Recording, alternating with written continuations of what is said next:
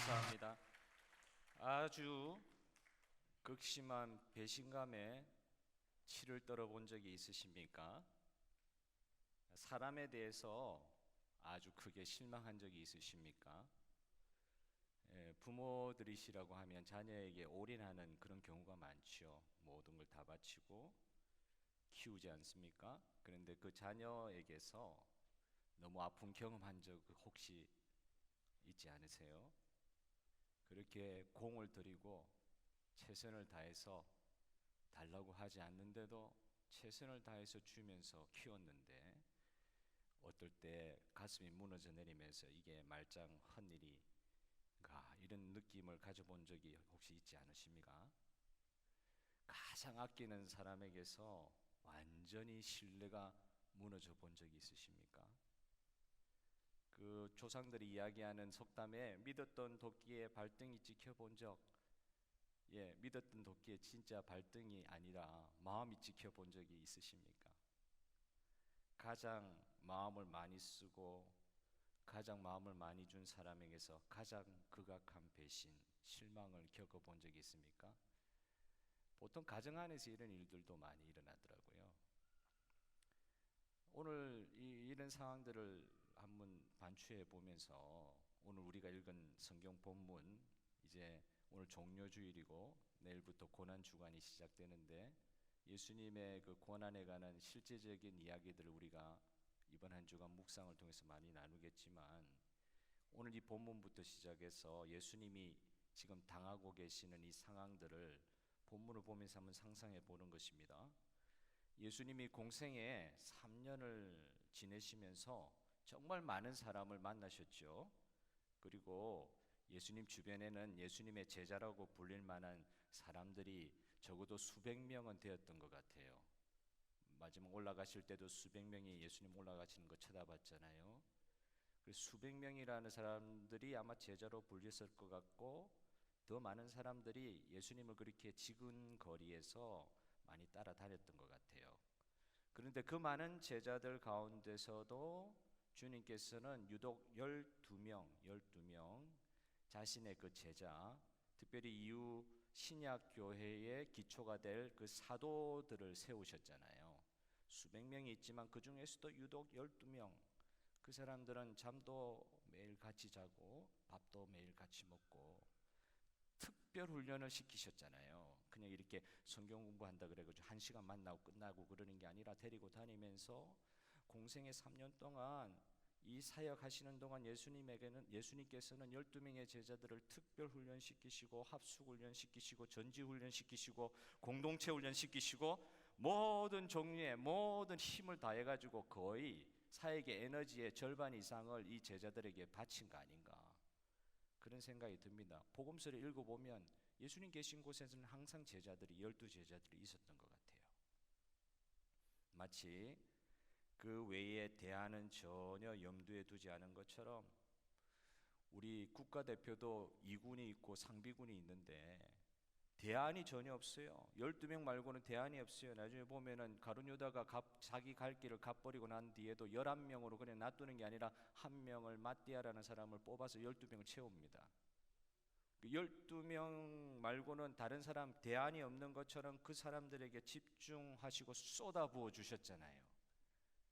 우리가 엄마 아빠한테 이런 사랑을 받는 것처럼 그렇게 주님께서 쏟아부어 주셨어요. 그런데 이 6월절 마지막 만찬, 조금 있으면, 하루도 아니고 몇 시간만 있으면 살아있는 육체로서는 다시는 예수님을 볼 수 없는, 물론 그 이후에 죽으셨다가 3일 만에 부활하셔가지고 제자들을 만나 주시기는 하셨지만 이제는 더 이상 예수님을 볼 수 없는, 육체적으로 보는 것에 있어서 이제 몇 시간만 지나면 예수님과 못 보는 거예요. 그리고 예수님은 이들을 그렇게 3년 동안 절대 떨어질 수 없을 것 같이 사시다가 이제는 때가 되니까 딱 남겨놓고 제일 중요한 성육신의 사역 가운데 제일 중요한 십자가의 이 사역, 죽음의 사역, 그리고 부활의 사역을 감당하시기 위해서 홀로 떠나가시는 거죠. 홀로 떠나가시는 게 사람이 할 수 있는 사역이 아니니까, 성육신의 우리 하나님께서만 하실 수 있는 사역이시니까 홀로 십자가의 그 길을 가시고 제자들은 그 자리에 남겨두시는 거예요. 마지막 몇 시간을 남겨놓고 이제 예수님을 직접 볼 수 있는 마지막 몇 시간을 남겨놓고 제자들이 예수님께 보이시는 이 행태, 이거 행태라고 이야기해야 될 것 같아요. 참 좀 실망스럽죠. 그런 행태들을 오늘 본문 말씀이 보여주고 있습니다. 자식을 살리려고 너무 못 사는 가운데 자식을 살리려고 노비로 팔려가는 가운데 엄마가 마지막 이밥이라 그러죠. 옛날에는 쌀밥을 이밥이라 그러잖아요. 쌀밥을 맛있게 이제 아이들한테 이렇게 해주는데 그날 밤에 이게 몇 년 만에 처음 먹어보는 이 쌀밥, 처음 먹어보는 이 쌀밥을 먹으면서 아이들이 그렇게 좋아하고 허겁지겁 먹고 이런 것을 그 노비로 팔려가는 엄마는 마지막으로 쌀밥 해주는 거 그거 먹고 있는 아이들을 보면서 마음이 찢어지는데 아이들은 모르는 거잖아요. 너무 좋다고 야단스럽게 먹는데 어머니는 마음속으로 피눈물을 흘리지 않습니까? 이때 이 아이들은요, 철이 없으니까, 어린아이니까, 아무것도 모르니까 가엾기라도 한 거 아닙니까? 그런데 제자들은 어린아이가 아니잖아요. 3년 동안 예수님께 교육받은, 훈련받은, 특수훈련받은 사람들이잖아요. 그런데 이 제자들이 이 마지막 이 순간에 뭐합니까? 자기들끼리 싸움합니다. 누가 크니 싸움합니다. 예수님 앉혀놓고. 예수님이 3년 동안 그렇게 가르치고 무리들 가운데 비유로 가르치시더라도 제자들을 따로 불러가지고 따로 그 비유의 비밀을 풀어서 가르치시고 그 지근거리 바로 옆에서 예수님께서 직접 떡을 떼서 이게 5,000명, 4,000명을 먹이는 그런 기적이 일어날 때도 예수님이 떼어주시는 떡을 그대로 받아가지고 나눠준 사람, 바로 옆에 있었다는 사람들이 제자들이잖아요. 그런 놀라운 경험을 한 사람들, 주는 그리스도시요 살아계신 하나님의 아들이시니이다, 정말 역사에 남을 신앙 고백을 하기도 했던 사람, 이런 제자들이 이 마지막 날 밤 시간에 그렇게 예수님께서 사랑을 베푸시고 공을 들인 사람들이 마지막에 하는 게 예수님 눈에 보실 때 어떻겠나 이 말이에요. 요새 시쳇말로 말짱 도루묵이다, 대량 난감이다, 어이가 없는 상황이지 않습니까? 예수님 입장에서 볼 때는 더욱이나 더 모든 에너지를 다 투자해서 그들을 그렇게 아끼고 이 시간까지 훈련을 시켰는데 마지막 몇 시간 남지도 않았는데 이때 그들이 보여준 행태는 제자들이 3년 동안 데리고 다니면서 예수님이 그렇게 훈련을 시켰는데도 하나도 안 변했다. 교회 오래 다니면서 처음에 은혜 받고 나서 완전히 나는 사람이 변한 줄 알았어요. 그런데 습도와 온도가 딱 맞춰지면 생기는 이 곰팡이처럼 나도 모르는 사이에 나 이제 예수님 만나고 은혜 받고 이 정도면 됐다 싶을 그때에 하룻밤에 그냥 바싹 떨어지는 경험들을 우리가 많이 하지 않습니까? 하나도 안 변했다. 나는 예수님 만나서 세상도 변하고 나도 변한 줄 알았어요. 그런데 이런 이 상황이 딱 걸리니까 그대로 안에 있는 게 그대로 이 제약된 본성의 모습 그대로 나오고요. 진짜 변한 줄 알았는데 딱 상황만 딱 생기면 그대로 그냥 속에 있는 것들이 그냥 치고 올라와가지고 하나도 안 변한 거예요. 어떻게 보면 오히려 상황이 더 악화됐어요. 상황이 더 악화됐어요. 전쟁에 나갈만 하도록 3년 동안 훈련을 열심히 시켜놓았는데 전쟁하는 바로 당일날에 총알을 하나도 안 갖고 나온 거예요. 3년 동안 훈련시키면 뭐합니까? 당일날 총알 하나도 안 갖고 나오면 완전히 기본이 무너진 것이잖아요. 이 마지막 날 밤에 제자들이 예수님께 보여준 모습입니다. 어떤 모습을 보여줍니까? 첫째, 누가 더 크냐 하는 싸움이 일어났다 그랬죠. 누가 더 크냐? 이제 예수님께서 권력을 잡을 텐데 예수님이 왕이 되는 그 나라에서는 누가 영의정하고 누가 좌의정할 거냐? 그거 가지고 예수님 바로 앞에 앉혀놓고 싸움하는 거예요. 앉혀놓고 예수님 듣는 데서. 예수님 다 듣고 계십니다. 할렐루야. 안 듣고 계신 것 같죠? 예수님 다 듣고 계십니다. 보고 계십니다. 그런데 거기서 그냥 싸움하는 거예요. 예수님께서 이때까지 가르치신 것이 어떻게 눈으로 볼 때는 의미가 하나도 없는 것 같은, 잔치 상석에 앉지 마라, 으뜸이 되려 하지 말고 오히려 말석에 앉아라. 얼마나 많이 가르치셨어요. 데리고 다니시면서 남이 높여주기 전까지는 스스로 높아지지 마라, 나서지 마라, 자기를 좀 낮춰라, 교만하지 마라, 섬기는 자가 되라. 얼마나 그 전에 많이 가르치셨습니까? 예수님은 3년 동안 하늘나라 하나님 나라의 가치관을 제자들에게 그냥 맹폭격하듯이 매일매일 가르치셨는데, 예수님 떠나시기 바로 몇 시간 전에 이 마지막 순간에 제자들은 하나도 안 변했어요. 세상의 가치관에서 하나도 변하지 않는 날것의 모습, 날것에 있는 모습 그대로 그냥 팍 치고 올라오는 것입니다. 3년 동안 가르치셨던 스승이신 예수님과는 전혀 다른 가치관을 그대로 갖고 있었던 게 그냥 바로 다 드러난 거예요. 오랫동안 교회 다녔지만, 오랫동안 신앙생활을 했지만 어느 순간에 우리 스스로 경험하잖아요. 하나도 안 변한 것 같다. 오히려 상황이 좀 더 악화된 거 아닌가. 한번 은혜를 맛보고 한번 비침을 받고 돌아선 자에게 이 말, 히브리서 기자의 그 냉혹한 현실들이 있잖아요. 오히려 상황 더 안 좋아진 거 아닌가. 여전히 명예 좋아하고, 여전히 돈 좋아하고, 여전히 세상 쾌락 좋아하고, 별로 뭐 예수 믿는다고 해도 어느 때는 주님을 그렇게 잘 섬기는 것 같은데 진짜 내 삶에 한 어떤 시점에서 딱 습도와 온도만 맞추어지면 탁 터져버리는 이 플래시와 같은, 스파크와 같은 이 죄악의 불꽃, 모든 산의 나무들을 다 태워버릴 것 같은 혈기, 분노. 여러분, 가치관이 변해야 하는데 제자들에게 있어서, 지금 이 순간의 제자들에게 있어서는 세상을 바라보는 가치관이 하나도 안 변한 거예요. 속에 있는 가치관, 세상을 바라보는 가치관이 믿음 안에서 변해야 되는데, 예수님이 떠나기 전 몇 시간 전까지도 딱 상황이 닥치니까 드러나는 게 가치관이 하나도 안 변했어요. 사는 거는 사는 거고 신앙은 또 신앙이고. 두 번째 어떤 행태를 보여주고 있습니까? 본문 35절 38절을 보십시오. 예수님은 십자가를 홀로 지셔야 했다 그랬죠. 그리고 이 순간은 제자들을 남겨놓고 떠나시는 상황이었습니다. 예수님께서 말씀하셨습니다. 제자들아, 내가 너희와 함께 있을 때, 너희들 전도 여행 보낼 때 내가 전대 더 가지라 했더냐? 신발 더 여분으로 준비하라 하더냐? 나하고 같이 있을 때는, 예수님과 함께 있을 때는 전대도 필요 없고 여분의 신발도 필요 없었지만, 이제는 내가 갈 것이니까, 이제는 내가 떠날 것이니까 이제부터 필요한 것은 내가 챙겨주지 않는단 말이죠. 너희들 스스로 챙겨야 되고, 고난과 박해가 올 때에도 영적으로 무장을 너희 스스로 잘해야 될 것이다, 이런 가르침을 주고 있는데, 제자들은 이 순간에는 예수님의 그 말씀의 진의를 전혀 알아듣지 못하는 거예요. 그 다른 말로 하면 영적 무지가 극에 달하는 거죠. 몰라도 이렇게 모를 수가 있나? 어린아이도 아닌데 어떻게 이렇게 예수님과 3년 동안 쫓아다녔는데 이렇게 모를 수가 있나? 제자들이 이런 말씀을 하는 예수님 보고, 예, 우리에게는 칼이 2개 준비되어 있습니다, 이런 식으로 답을 하는 거예요. 예수님의 말뜻을 전혀 알아먹지를 못하는 거예요. 그러면서 이제 예수님께서 말씀하시죠. 뭐라고 대답하십니까? 족하다.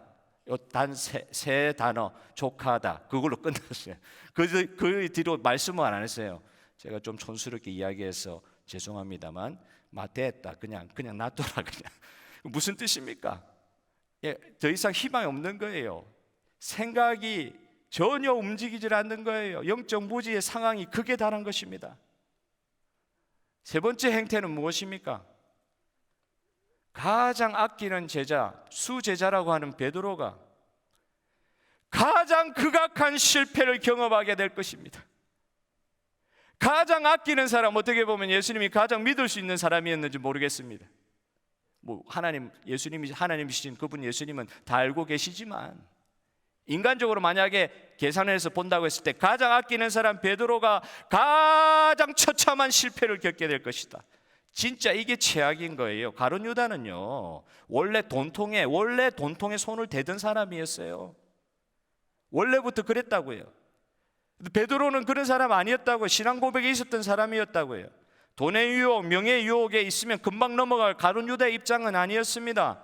그런데 베드로는 지금도 이야기하자면 나는 예수님 위해서 목숨 내어놓겠다고, 다른 사람 다 버려도 나는 절대로 예수님 버리지 않겠다고, 예수님이 감옥에 가시면 나도 감옥 가고 예수님이 죽으시면 나도 죽겠습니다. 지금 이 순간에도 그 이야기하는데 닭이 울기 전에 3번 부인할 것이라고 하는 예수님의 예언 그대로 완전히 예수님 부인하는데, 조그만 여자아이가 와가지고 이야기하는데도 두렵고 떨면서 사시나무 떨듯이 떨면서, 이런 거 성경에 안 나옵니다. 사시나무 떨듯이는 안 나오는데 여자아이, 조그만 아이가 나와서 묻는데도 와 이러는 장면이 나온다고요. 추측하건대 아니다고, 극구 부인하면서 나는 예수님하고 관계 있는 사람 아니라고.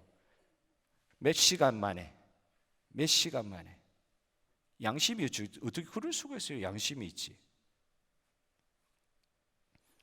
예수님과의 마지막 날 밤에 제자들의 모습을 요약하면 다음과 같습니다. 첫째, 세상 가치관에서 하나도 변하지 않는 실체를 보여주고 있습니다. 3년 동안 지냈기 때문에 좀 변한 줄 알았는데 아니요, 세상 가치관에서 하나도 변하지 않는 실체가 나타나는 거예요. 두 번째, 영적 무지의 상태가 정말 가공할 상태로 놀랍습니다.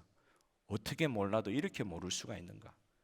셋째, 가장 기대했던 사람이 가장 큰 실패를 안겨다 줍니다. 진짜 절망이죠. 여러분, 만약 여러분들이 이런 상황 가운데 둘러져 있다고 생각하십시오. 이거는 희망 하나도 없습니다. 절망입니다. 이거 견딜 수 있겠습니까? 예수님이 당하시는 이 상황을 십자가에 못 박히기 전이라도 아마 우리 같은 마음이 먼저 죽었을 거예요. 육체가 죽는 것보다 마음이 먼저 죽었을 거예요. 그리고 이런 상황 가운데서도 예수님께서 어떻게 반응하시는 것을 오늘 성경 본문을 통해서 우리가 살펴볼 필요가 있어요. 저는 이 상황을 보면서 3가지 정도로 이렇게 분석하면서 보면서도 제가 참 제 스스로 생각할 때 제자들 이야기할 게 아니다. 제자들만 이렇게 영적으로 무지하고, 제자들만 이렇게 혈기 부리고, 제자들만 이렇게 예수님 부인하고, 이게 아니고 저의 요즘의 생활이 그런 거예요. 제 지나온 생활이 그런 거예요. 장로님 기도하실 때 3번만 부인한 게 아니라 예수님 믿고 살면서도 수만 번을 부인하면서 살았던 것 같아요. 그런 상황에 저 자신을 보는 거예요. 나는 이 제자들 인간도 아니다, 양심도 없다, 정말 이렇게 나쁜 사람들이 있을 수 있느냐, 이런 말을 하고 싶다가도 조금만 묵상해도 제자들과 똑같아요. 다른 게 하나도 없어요. 마지막 순간까지 예수님 부인하는 사람이에요. 제가 군대에 있을 때 이야기 전에 해드렸죠. 연대장이 너무 무서워가지고, 그렇다고 예수님 직접 부인한 것도 아닌데 지금까지도 마음이 어려워요. 예수님 안 믿는다고 이야기한 것도 아닌데 지금까지 마음도 어려워요. 얼마나 주님 많이 부인하면서 살았는지 모르겠습니다. 예수님께서 이렇게 제자들을 그렇게 엄청 어처구니 없는 일을 하고 있는 이 제자들을 보면서 예수님께서 말씀하시면서도 조곤조곤히 가르치시고 더 이상 말하지 아니하시고 쳐다보시기만 했던 그 예수님의 반응을 또 구체적으로 한번 살펴볼 필요가 있어요. 어떻게 이 어처구니 없는 우리의 상황, 이 제자들의 상황에 대해서 어떻게 주님은 반응하고 계십니까? 첫째로, 이런 제자들도 주님은 끝까지 품으시고 끝까지 돌이키게 하시고 끝까지 포기하지 않으신 줄 믿습니다. 여러분, 예수님의 선택은 영원하십니다. 하나님의 선택하시면 영원하셔요. 우리를 자녀로 삼으시는 이 선택은 변하지를 않으세요. 가망성 없어 보이는, 지금 현재로서는 가망성 없어 보이는 이 제자들을 그냥 탁 놓아버리시는 것 같아, 됐다 이렇게 이야기하시는 것 같아도 말이 그렇게 하신 거지, 그 하시는 모든 행동을 보면 절대 이 제자들을 놓아버리지 않으세요. 제자들이 자기 원하는 대로 자행우행 엉뚱한 길로 자꾸 가도 절대 놓지 않고 끝까지 믿어주시는 분이 우리 주님이십니다. 믿어주신다니까요. 이런 12 제자들, 나중에는 이제 가룟 요단은 갈 길을 갔지만 한 명 더 세워가지고 사도행전 1장에 마띠아를 포함시킨 12 제자, 이 사람들에게 뭐라고 이야기하시는 줄 아세요? 이 본문에서 30절에 너희는, 이런 이야기하는, 다툼하는 너희는 내 나라에 있어 내 상에서 먹고 마시며 또는 보좌에 앉아 이스라엘 12지파를 다스리게 하려 하노라. 어떻게 이런 말씀을 선포하실 수가 있어요? 그 하는 것을 보면은 하나님 아버지가 예수님 당시께 하나님의 나라를 맡기신 것과 같이 예수님도 이 부족한, 아직은 전혀 준비되어 있지 않은, 결국은 주님을 배신하고 떠나갈 수밖에 없는 이 부족한 제자들에게 하나님의 나라를 장차 맡기신다고 말씀하시는 것입니다. 우리 예수님은 그런 예수님이고 그런 하나님인 줄 여러분 믿으시길 바랍니다. 네, 부족해요. 마지막 순간까지 주님 붙들지 않아요. 조금 희망 보이다가도 탁 상황만 되면 그때는 주님 팍 놔버려요. 마지막 순간에 주님은 붙들 것 같은데 오히려 주님과 더 끊어버려요. 그런 나의 모습을 본다 할지라도 주님께서는 말씀으로 선포하고 계십니다. 하나님의 나라를 너희에게 맡기겠노라. 하나님 아버지가 예수님께 나라를 맡기신 것과 같이 예수님도 이 부족한 나 먼저 선택하여 부르신 제자, 그 당시에 제자들은요, 예수님 당시의 제자들은 마테세이스는 헬라어로 마테세이스예요. 그 당시에 이 헬라 시대에, 예수님 시대의 제자들은요, 스승을 어떻게 구하느냐? 제자들이 먹을 거 싸가지고 스승을 찾아가는 구조였어요. 그런데 여러분 아시다시피 어떻게 제자들을 부르셨어요? 주님께서 제자들이 예수님을 찾아온 것 같아요? 아니에요. 돌아다니면서 미리 저 무화과 나무에서부터 네 하고 있는 거 내가 다 보았노라, 이렇게 말씀하시는 주님이세요. 주님은 선택하시고 부르시는 주님이십니다. 우리가 찾아서 아주 대단한 선생님 우리가 모시는 게 아니라, 그분을 모시려고 우리가 주님과 관계 맺은 것이 아니라, 아무 자격 없어도 이 마지막 순간까지도 주님을 배반하는 우리까지도 한번 선택하신 우리 주님, 선택하신 주님은 우리를 결단코 포기하지 않으실 줄 믿으시기를 바랍니다. 선택은 주님께서 하셨어요. 선택을 주님께서 하셨기 때문에 영원히 가는 것입니다. 여러분 지금 이 순간에도 여러분이 포기하고 싶은 순간이 얼마나 많으세요? 베드로 이후에 살펴보겠지만 그가 그렇게 사고치고 나서 뒤에 하신 말씀이 있다고요. 베드로가 회개하고 돌아왔다고요. 자기 스스로 회개할 기회를 얻었다고요. No, 주님이 기도하셨기 때문에 돌아오실 수 있어요. 주님께서 끝까지 붙들어 주신 거예요. 네가 그 실패를 겪고 나서 낭망하고 가룟 유다처럼 자살이나 할까 싶었어. 끝까지 주님께서 붙들어 주시는 겁니다. 여러분이 포기하려는 그 순간에도 예수님은 끝까지 가신다는 것을 아셔야 돼요. 예수님은 제자들을 성령으로 변화시키셔서 진짜 이 제자들을 통해 하나님의 나라, 교회들을 과연 세우신 줄 믿으시길 바랍니다. 이 순간엔 다 실패했지만 이후에는 하나님께서 결국 말씀하신 대로 사용하여 주셨어요. 저와 여러분에게도 그렇게 하실 주님의 이름을 찬양합니다. 주님은 포기하지 않으시는데 내가 왜 포기를 합니까? 예수님과 관계를 맺은 저와 여러분들이 주님은 포기하지 않으신다고 하는데 왜 내가 주님의 나라를 포기합니까? 왜 내가 내 자신을 포기합니까? 포기하지 않는 예수님의 손을 붙잡으시길 바랍니다. 그분이 손 내미실 때, 문을 두드리실 때 문을 열기만 하면 돼요. 그러면 그분 들어오신다고 했어요. 문을 열기만 하면 돼요. 손을 내미시는 그 주님의 손을 붙잡으십시오. 그리고 문을 여셨을 때 들어오셔서 주님과 교제하고 잔치 베풀어 주시는 주님의 은혜를 오늘도 누리는 저와 여러분 되었으면 좋겠습니다.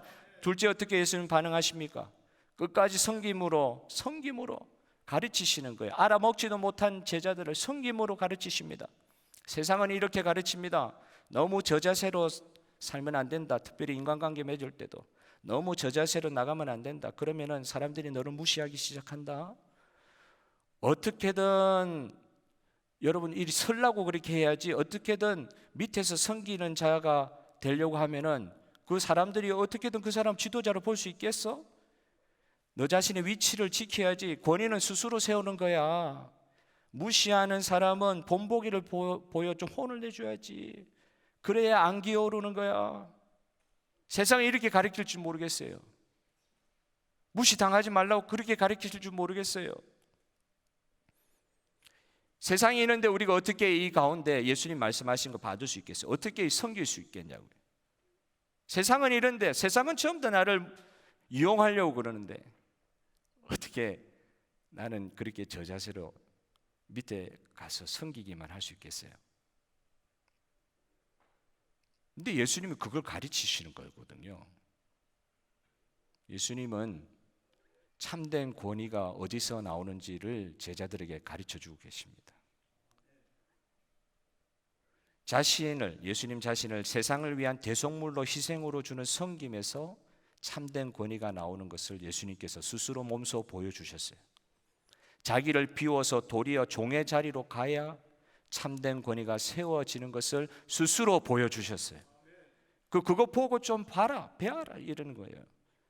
자기를 죽는데 희생하는데 내어 주어야 참된 권위가 세워진다는 걸 스스로 가르쳐 주고 계시는 거예요. 어떻게 권위를 세워주시는가?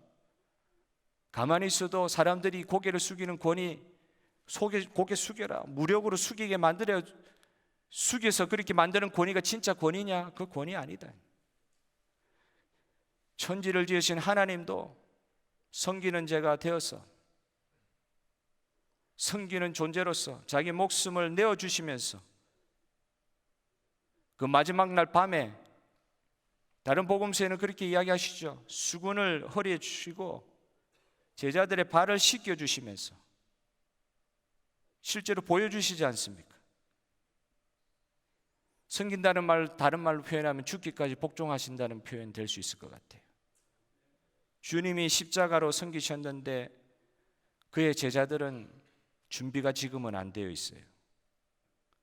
하나님은 죽기까지 섬기시고 순종하신 예수님을 하늘 위에 높이 올리셔서 모든 무릎으로 주님의 이름 앞에 꿇게 하여 주신 줄 믿습니다.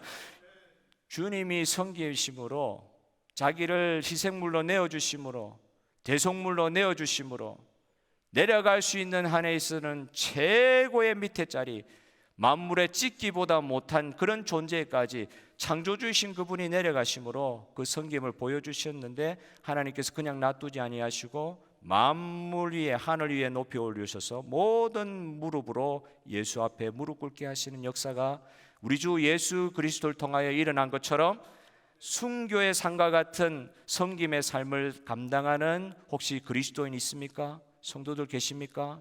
하나님께서 높이실 줄 믿습니다. 하나님께서 높이신다 그랬어요. 그거 믿고 섬기는 거예요. 하나님이 높이셔요. 권위 잊어버리는 거 아니에요. 사람들 무시하는 거 아닙니다. 하나님이 결국 높이시게 되어 있습니다. 예수님처럼 하기만 하면. 내가 높아지려고 할 때 문제가 생기는 것이죠. 마지막 세 번째, 저는 이 부분에서 여러분 오늘 이거 하나만은 꼭 기억하셨으면 좋겠어요. 이 어처구니 없는 제자들의 모습, 마지막까지 어린아이보다 못한 영적 무지 가운데 있는 이 제자들을 바라보시며 주님이 마지막으로 하신 일이 무엇입니까? 예수님은 끝까지 그의 제자들을 위해 기도해 주신다고 약속하여 주셨습니다. 실제로 기도해 주셨다고 되어 있어요.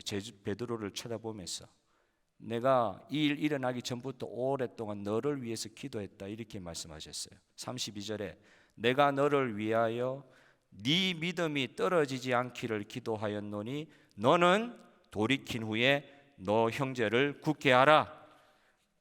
미리 기도하신 거예요. 미리 실패할 걸 아시고 우리가 연약한 거 아시고 미리 기도하고 계시는 거예요. 여기서 어떻게 기도하신다고요? 내가 너를 위하여 히페르히민, 이게 이제 저기 헬라어인데요. 내가 너를 위하여, 너희를 위하여, 이 표현이 어디에서 또 나옵니까? 바로 앞에 있는 본문 성찬식 장면에서도 예수님께서 하신 말씀이에요. 이 떡은, 이 몸은 너희를 위하여 주는 내 몸이다. 이 잔은 너희를 위하여 주는 내 피다. 이걸 그 바로 직전에 이 이야기를 하시는 거예요. 너희를 위하여, 너희를 위하여. 지금 그렇게 자기의 몸과 피를 바치시면서 성찬의 첫 만찬을, 첫 성찬식을 제정하시는 예수님, 그때 너희를 위하여 이 단어를 그렇게 강조하셨는데 지금 베드로, 이 실패할 베드로, 가장 가슴 아픈 장면이잖아요. 가장 믿었던 사람이 너는 안 그럴 줄 알았는데. 브루투스를 쳐다보면서 시저가 브루투스 이름 불렀다는 거 아니에요. 너가 나를, 너는 안 그럴 줄 알았는데.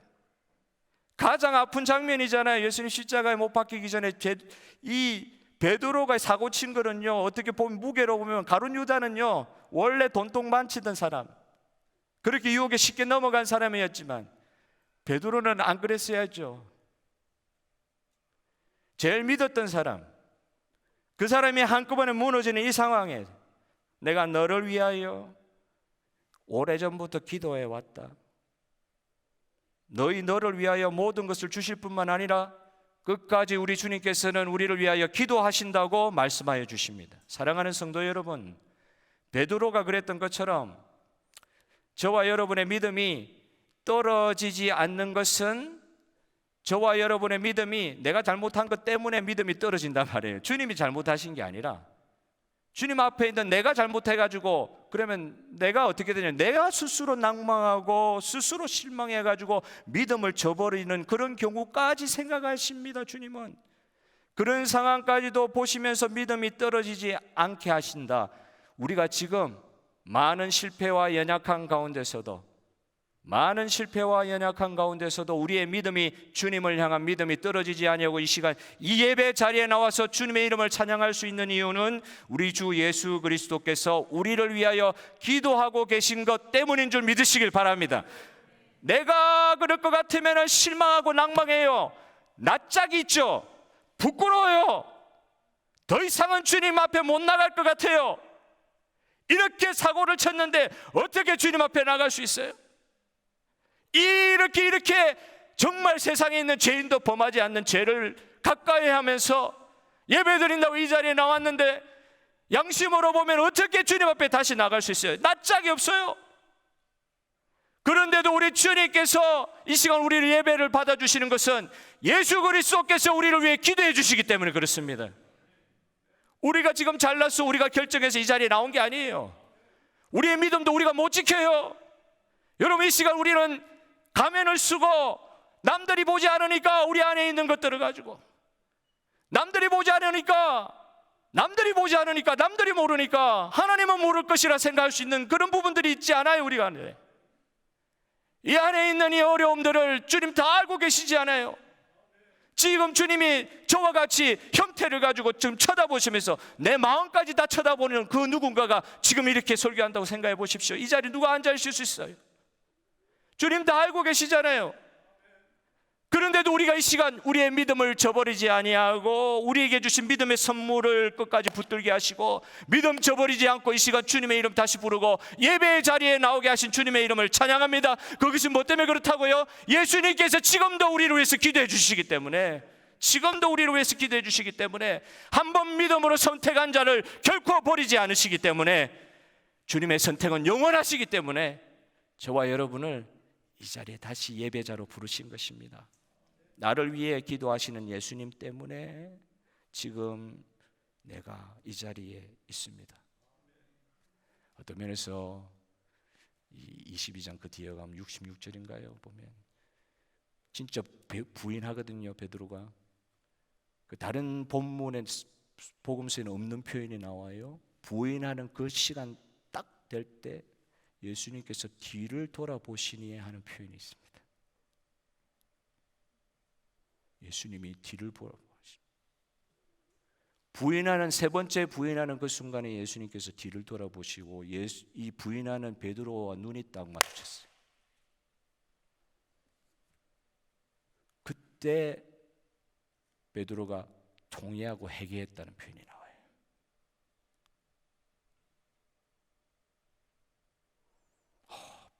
그 부끄러운 정도가 아니죠. 얼마나 아픈 장면입니까? 그런데도 우리 주 예수님 베드로를 위해서 그렇게 기도하셨던 것처럼 저와 여러분을 위해서 그렇게 기도하고 계세요. 그래서 어떤 면에서는 베드로 뻔뻔하다 그러는데 우리가 더 뻔뻔해져야 돼요. 예수 그리스도의 이름으로 구원받은 줄 믿고 다시 예배의 자리로 나오고 다시 주님의 부르심에 순종하는 저와 여러분 되기를 소원합니다. 사탄 마귀가 욥이 까닭 없이 하나님을 경외하리까? 그의 모든 소유를 치소서. 그리하시면 틀림없이 그 욥이란 인간은 주를 향하여 욕하지 아니하겠나이까? 사탄 마귀가 이렇게 하나님 앞에 이야기를 하고는 이런 사탄 마귀가 시험을 주는 것입니다. 주님이 허용하시니까 주시는 것이기도 하지만 사탄 마귀가 그거 다 가져가 버리십시오. 그러면 욥이 하나님을 그렇게 경배하겠습니까?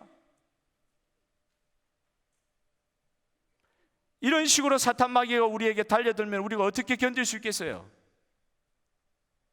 있는 거 다 가져가 버리십시오. 그럼 그때도 하나님 믿는 자라고 욥이 이야기하겠습니까?